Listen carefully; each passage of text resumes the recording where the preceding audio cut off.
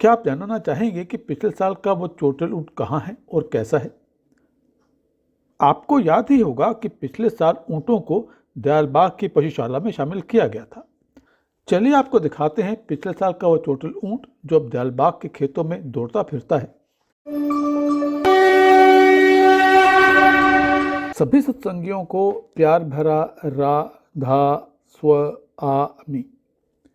पिछले एपिसोड में हम बात कर रहे थे उन सत्संगियों की जिनकी लगातार निरंतर गायों और गौशाला की सेवा से दयालबाग वासियों तथा बाहर से आए हुए सत्संगियों को शुद्ध दूध मिलता है। सिर्फ दूध ही क्यों, समय समय पर छाछ और मक्खन भी मिलता रहता है। वैसे दूध और दूध उत्पाद तो बाजार में भी मिलते हैं और अब इंटरनेट के समय में ऑनलाइन भी उपलब्ध हैं, पर जो बात दयालबाग के दूध और दूध उत्पादों की है वो और कहाँ। जहाँ तक बात दयालबाग की पशुशाला की है तो वो सिर्फ गायों तक ही सीमित नहीं है। आपको याद ही होगा कि पिछले साल ऊँटों को दयालबाग की पशुशाला में शामिल किया गया था।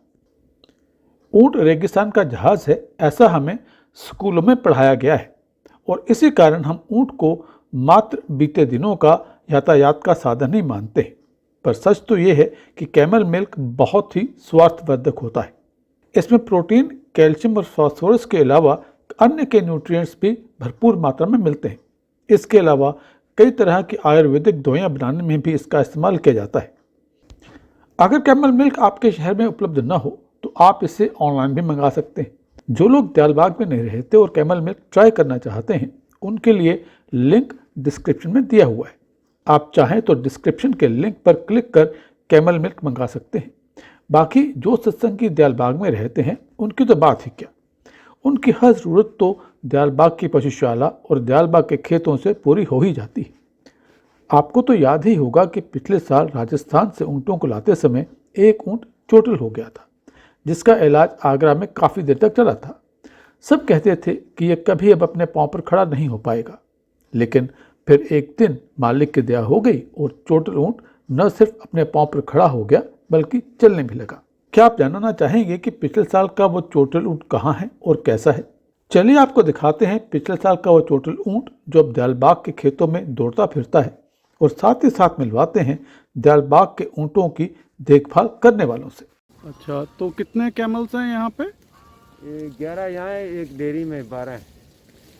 12 जानवर है, 12 है कैमल। अच्छा, 12 ऊँट हैं। हाँ। तो इनमें से कहाँ से हैं ये ऊँट जो लाए हैं आप? ये राजस्थान से आए।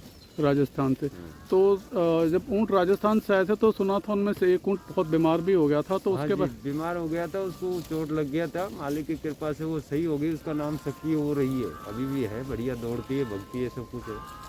अच्छा, अच्छी हो गई। कुछ ऊँटों का जन्म क्या यहाँ आने के बाद भी हुआ है क्या? हाँ जी, 2 ऊँटों का इधर ही हुआ है, नमीन और परादून। अच्छा, तो दोनों ठीक से हैं इस वक्त? हाँ, बढ़िया। वो दोनों बच्चे हैं और दोनों यहाँ दयालबाग में आके हुए हैं। ये पराधुन है, ये परादून है, ये दयालबाग में आके जन्म हुआ इसका। वो आगे जो जा रही है वो नवीन है। कितने देर का हो गया ये अब ये हुए होंगे दोनों ही साल के, भी साल के मरण साल के। तो ये दोनों खुशकिस्मत जीव हैं जिनका जन्म जो है दयालबाग में आने के बाद में हुआ है।